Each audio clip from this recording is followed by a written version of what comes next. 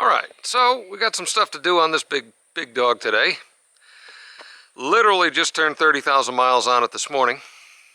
So she's due for the Aisin transmission drain and fill, a couple of fuel filters, got to grease the Cardan joint in the front drive shaft, and then I'll be doing an oil change on it next month to keep my 6 months or 15,000 miles oil changes up. But a little bit of commentary before we get into all of that fun, which I don't think is going to be terribly difficult. I don't understand 3/4 ton diesels anymore. I really don't, especially with the advent of these new emissions and all this other complexity and complications. Now, if you want to go to Mexico and have parts fall off your truck and then take your chances, that's up to you. I get it. But you want to be legal, you want to be able to sell it reasonably, then you kind of got to keep all that emissions crap intact. And I've been having some issues with this thing over the last 6 to 8 months with a P0204A code, which is a DEF pressure sensor circuit. In other words, the DEF pump pressure sensor circuit. In other words, the pressure sensor was failing. The pump was still working, everything was fine, but the pressure sensor was dying, and it kept throwing that code. So I figured, all right, we'll look it up, I'll change the pressure sensor. How hard can that be? Well, the pressure sensor's built into the bloody pump.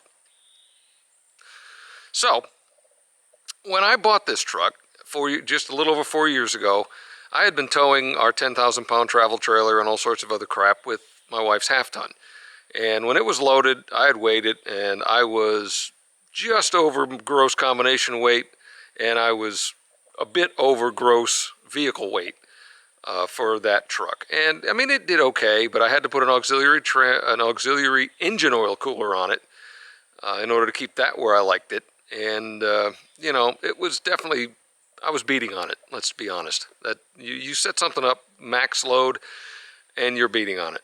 But so that's when I started looking for this, and I found this truck. It's a stripper max tow, which at the time was basically 410 gears and a high output Cummins, at a local dealer. I'd been passed around dealer to dealer for a year because it's got an October of 16 build date, and I bought it in October of 17. Started out life in Illinois at a dealership. That's why it's got the Snow Chief group with all of the cold weather stuff, which is kind of nice if I need it down here, but silly otherwise. But it's been a good truck. I've had no real issues with it, and it pulls. I'm well within my limits. The most I've ever grossed this combination out at is about 23,000 pounds with the trailer and my side-by-side on the back of it and all that other stuff. So it's rated to tow 43,000 or something silly like that, gross combination.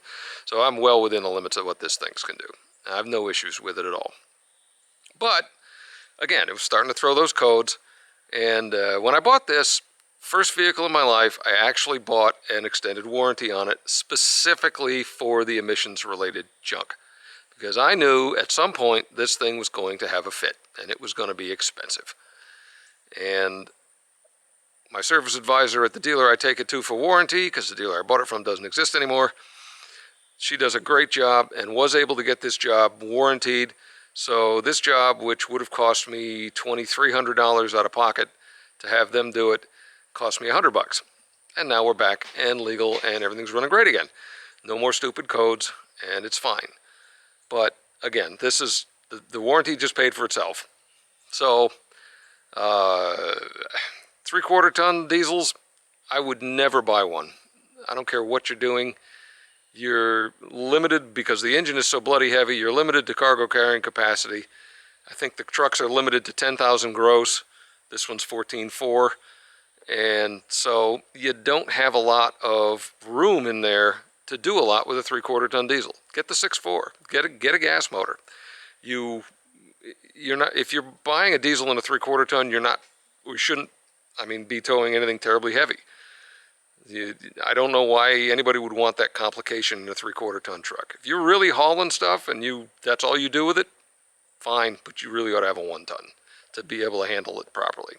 Anyway, off my soapbox. So, what we have today is, let's flip this around, go back to my normal mode, is the Aisin transmission flush. My fuel filters are coming in a couple of days. So, you can buy the stuff from Dodge for about an infinity dollars a quart, or you can buy Mobile 3309, or you can get the stuff straight from Aisin, which happened to be the cheapest that I found, and it wasn't that bad. I don't remember what I paid for it, but it was less, certainly less than the dealership stuff, and at the time it ended up being less than the Mobile 3309. So what we're going to do today is endeavor to get under this pig and drain the fluid out of the pan, put the plug back in. I'm hoping it has a drain. I'm assuming it does. I haven't looked, but we hope it does. And then we're going to refill it. And that'll be enough for that. Then once my fuel filters come in, we'll get on with that. And we're also going to get under there and try to grease that Cardan joint if I can find that stupid needle fitting that I bought the last time. So, first thing we're going to do, I already checked the transmission fluid. It's fine, level's perfect. It looks good, it's nice and red, not burned. And I wouldn't expect it would be because this thing runs 160 degrees, towing or not. It's been a great. It shifts funny. I mean, it feels weird when it's shifting. It's not a very intelligent transmission. It's kind of old school in that respect. It doesn't learn. It does things when it wants to do them, and that's when it does it. So once you get used to the Aisin, it's a good pulling unit though, and I have no issues with it to this point.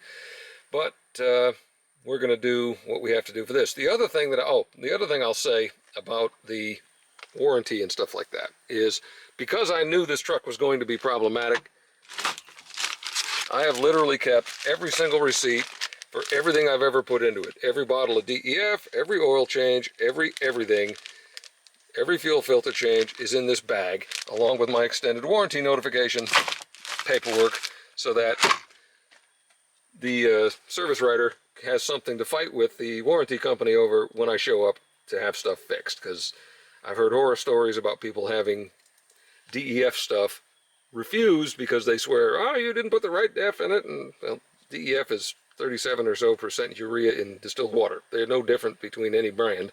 It's the same stuff, just however much they choose to charge you for it.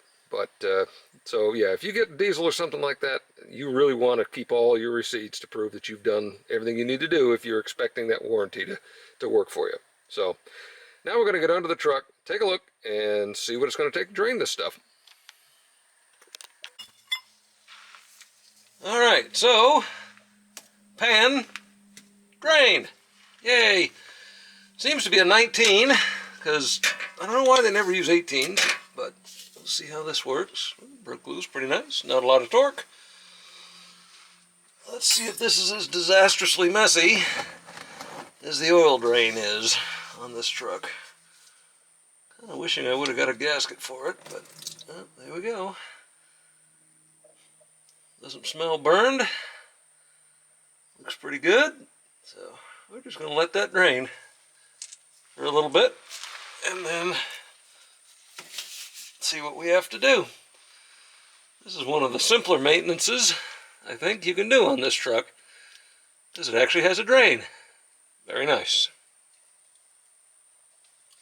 We'll pull the dipstick, see if that'll help it drain quicker.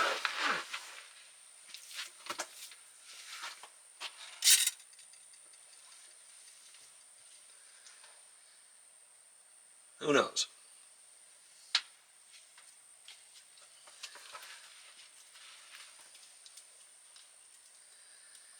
I got 12 quarts, but we'll see.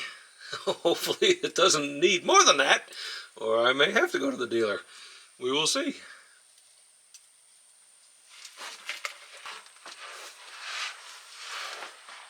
Alright, she's still dripping.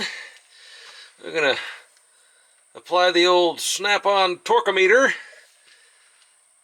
Not quite sure where I got this. I think of my dad. It's a beauty. Last calibrated March 7th, 1991. I'm sure it's fine. Needs to be about 16 foot-pounds on this, so as I expected, it's pretty light. I'm going to let that drip for a little while longer, and then we'll hit it. Alright, well, it's a while later, and this transmission apparently has a prostate issue. So, we're going to see what we can do here. Put that in. Wipe it off.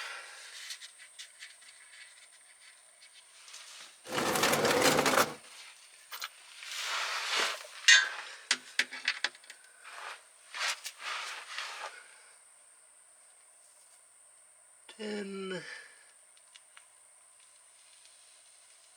16, and we're done.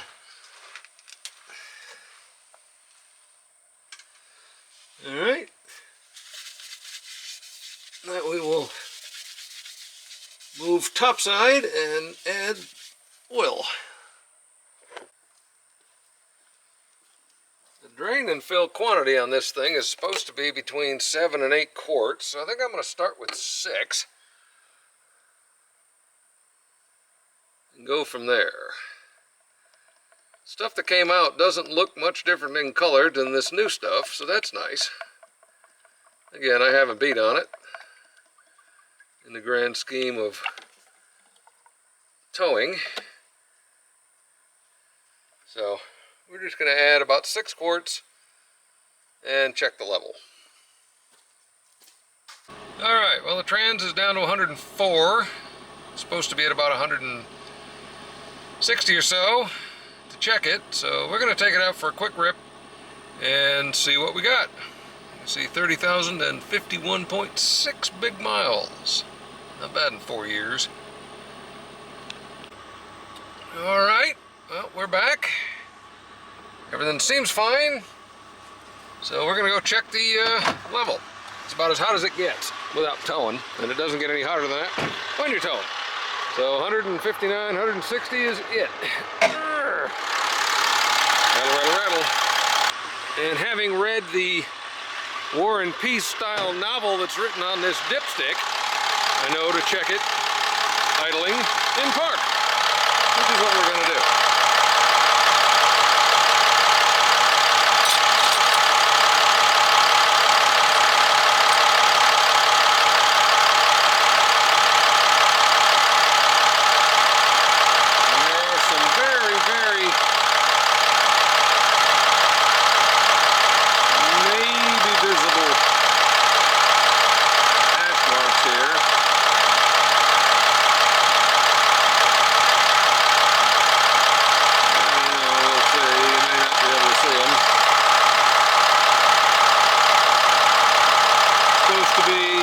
Inside that hash marks there, hot in idle in park. So we're going to try to see what we end up with.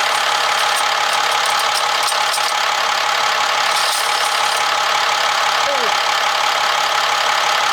That is about 7 quarts. So that'll be good for another 30,000, and then we'll have to do the filter and the drain pan and all the other stuff. But that's the transmission fluid service at 30,000 miles. And I think my fuel filters just came in the mail. So if that's the case, we're going to try to do that in a minute. Yeah, and the fuel filters have arrived. A little beat up, but sealed nonetheless. That's the one for the rear. That's the one for the front. O-ring. Alright, so let's see what we got to do here. Got the old topside creeper, because otherwise this is really annoying.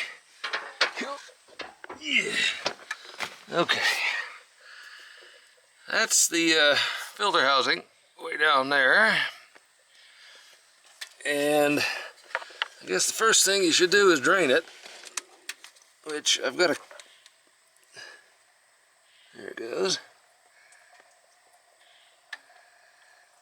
I've got a bucket down there, but I'm sure I'm missing it because it goes right onto the axle. And then you need a, I don't remember what size, that's a pretty big hex to get onto that thing and turn it. So I'm going to go try to find that. Alright, so it seems that 1 1/8 inches is about the right size. It's probably like a 30 or so. Oh boy. Yeah. Okay, might need 2 hands for this. Boy. Alright, well, we're going to put you down, and then I'm going to hopefully not swear too much. Alright, well, it started. That took a little bit. She's moving.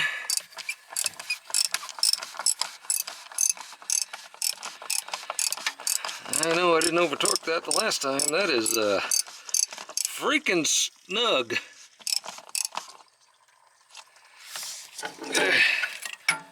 Okay.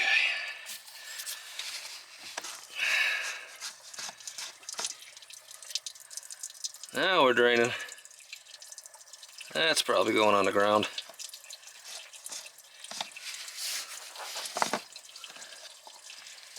Alright, there's the cover. Get her up and out of there. There's the filter. Get this stupid thing to focus. Alright. I'm going to let it continue to drain.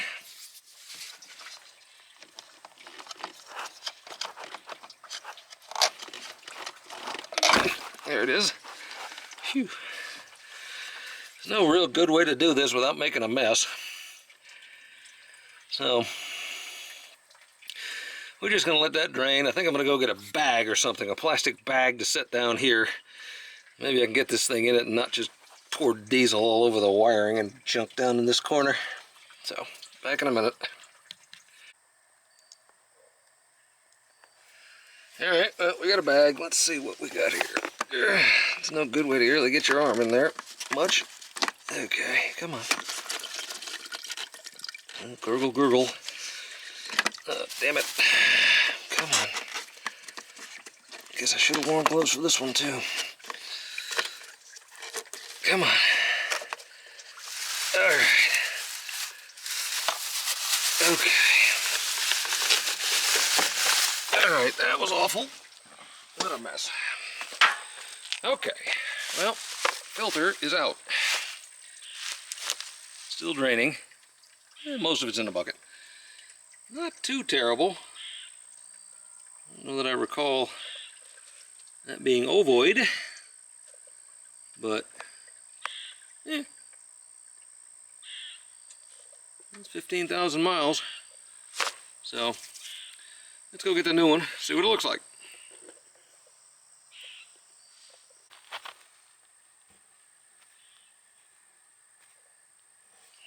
Alright, well, another thing I realized is the O-ring is still on here.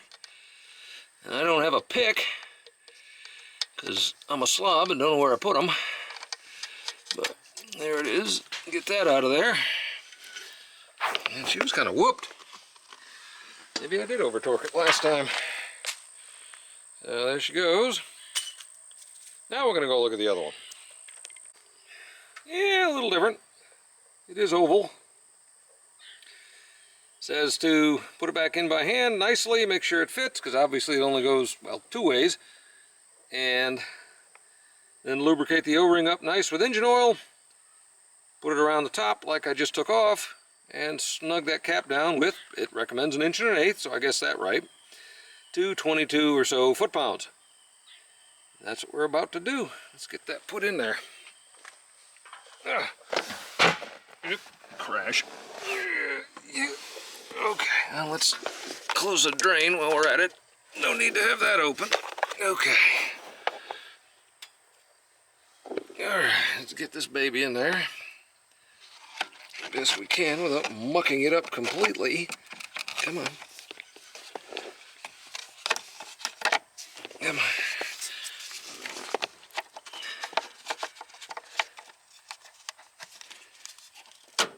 There she goes. That'll work. Drain is closed. I'll go get a little super secret O-ring lube for the O-ring, and we'll stick the cap back on. Alright, now we'll try to get this O-ring on there. Best we can.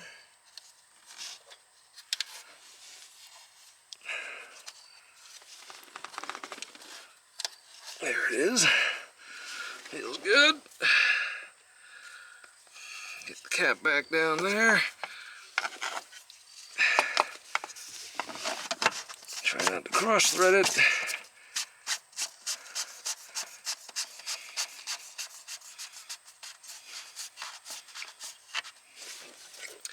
I don't have a torque wrench that'll fit in here. So we're going to wing it.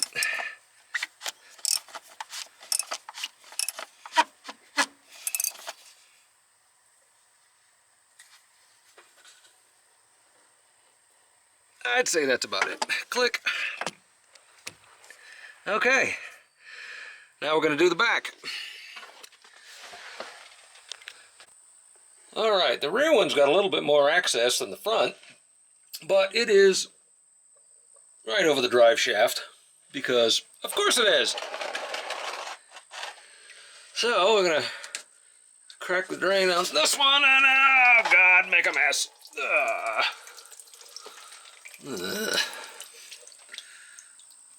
Couldn't move it over 6 inches. Okay, then you got to unplug. If I can get my arm up to it. Oh, this little guy. Because that thing is your water sensor, and it needs to stay with the new unit. So that needs to come off and get transferred to the new unit. Alright, we're going to close this now. Keep it from peeing on everything. I believe that's just a spin-on, but I'm going to go try to get a wrench, something I can get up there and lever on it. I think I broke my strap wrench taking a filter off my Ford the last time, so this could get interesting.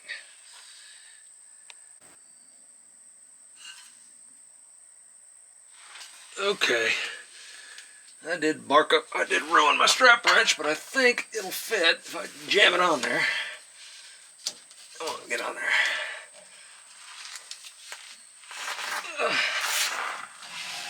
There she goes. Come on.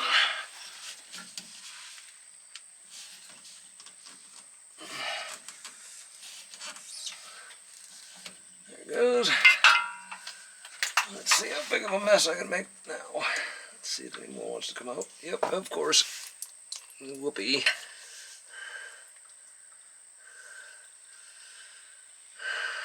Good grief. Oh boy, here we go. There we go. These don't get on the camera.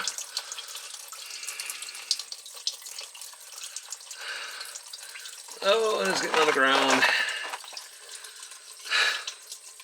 I guess I could put a little piece of hose on that to avoid the drive shaft middleman, but too late now. You'd probably lose a good half a gallon of diesel doing this, so these days that's certainly not the camera. Sorry. All right, you're getting out of the way. Ugh. Good Lord. Ah, what a mess.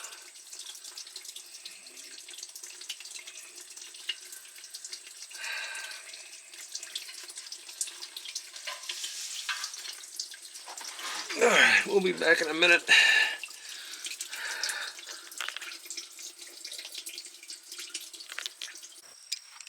Okay, I think I've cleaned that enough.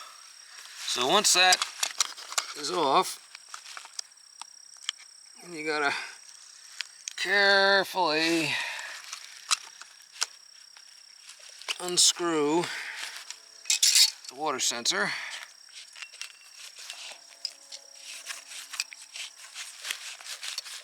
Thusly.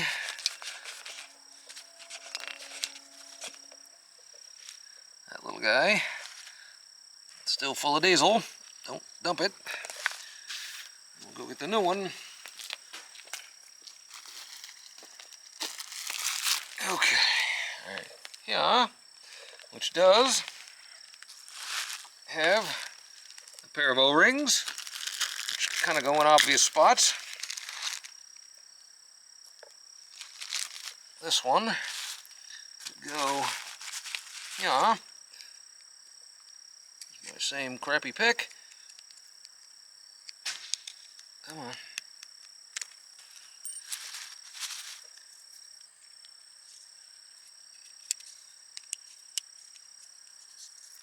There she goes. And screw it.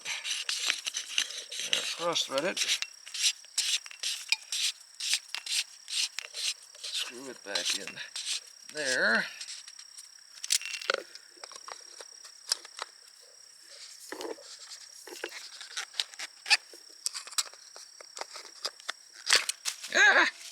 break it, dummy.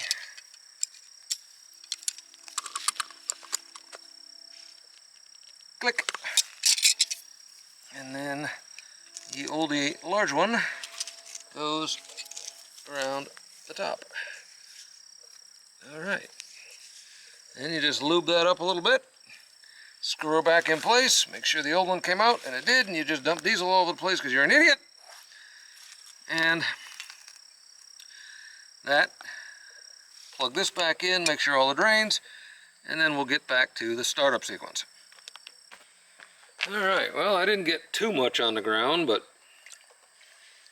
yeah, it could be a good half gallon, if not a little more. Anyway, now the startup sequence, which, if you own a really expensive truck, to me kind of beats on the engine a little bit. Not that it's a big deal, but because what you got to do is prime the system. The old school, you got the old pump, you had to pump for 3 days. One of these cheap trucks, you just turn it to run 3 or 4 times, and that'll cycle the fuel pump in the tank, ideally prime the whole fuel system, and then it should start up. If you have one of the expensive trucks with the push button start, you just got to push it and let that thing crank over dry without firing up. I mean, it's got oil in it and oil pressure, but it's just going to crank, crank, crank, crank until it finally primes itself and fires. So let's try it.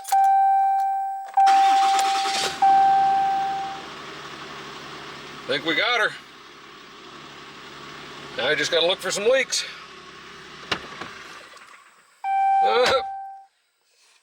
Didn't get her enough.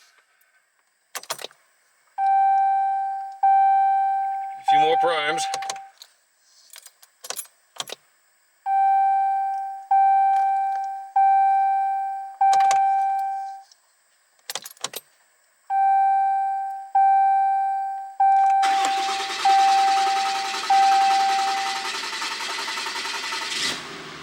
There she goes.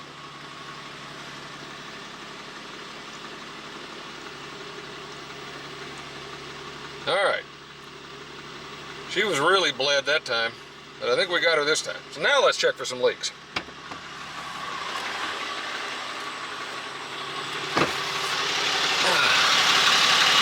No more active drips, just what I spilled. Drive shaft's nice and lubricated.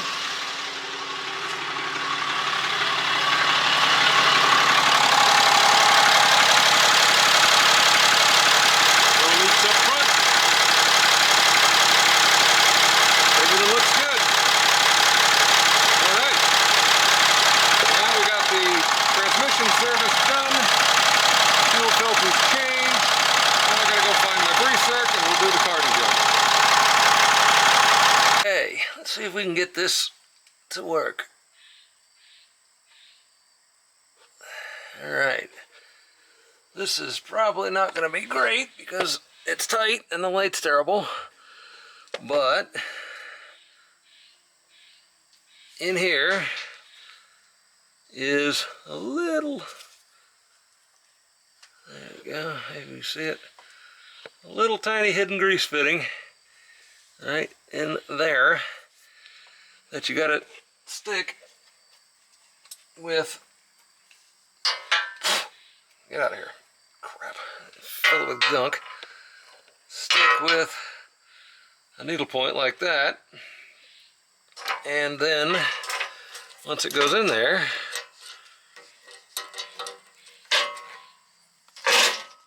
you can grease it. It is not the most straightforward thing in the world, and I don't know that I'm going to get a good view of it, but we're going to see what we can do. No, that's pretty miserable. I apologize for that. It's above the skid plate, and you got to aim at it with the old needle fitting and push it until it clicks. And then you can squirt some grease in it. And it truly is that simple. But you absolutely have to have one of these fittings or it will not work. But when you have one of those fittings and you can find it on that front side of the back U-joint, you just give that a couple of squirts and she's done. Sorry for the crappy camera view, but there's not a good way to do it under here on my back in the driveway. Yeah. But supposed to do that every 15,000. The nice thing is you can rotate the drive shaft by hand when everything's in not in four-wheel drive. So if you mark it like I did when you find it, now I'll be able to find it again. You just spin it around till you find it, and then you can kind of go at it, and grease will kind of scooge out over here, because you're not greasing the U-joints, you're greasing the center of this thing, because it slides. So, and that's the limit of the 30,000 service. And we'll be doing my 6-month oil change next month. Y'all know how to do that. I think I've done that before. But anyway, I'm going to get out from under here and then we'll close this out. Phew. All right, well, so that's the 30,000 service. Did the transmission drain and flush, both fuel filters, grease the four-wheel drive if you have it, and now I should be good for, well, just my regular 6-month oil changes for another 15,000 miles till I have to do the fuel filters again. And then in 30,000 miles, we'll repeat everything we just did here, plus do the transmission filter. So, not too bad. Again, stuff's not hard to do. You can do it yourself. I highly suggest keeping all your receipts if you intend on trying to get stuff warranted when it breaks, because then at least you can say, hey, I did it. I used stuff that's approved, and it's good to go. And given my success with the DEF pump, so far that's working for me. So, I'll have links to some of the tools I used on this mess, and maybe some of the parts in my Amazon affiliate if anybody's interested. I do appreciate y'all that are using that. It does help the channel a little bit. So, we'll see what I get done on the 37 this week. Still got to get that seat mounted and get the interior stripped out of it, but there's not too much left to do on that. And then we will be going from there. So, if I don't talk to y'all before the holiday, I hope y'all have a good Thanksgiving. Talk to y'all later. Take care.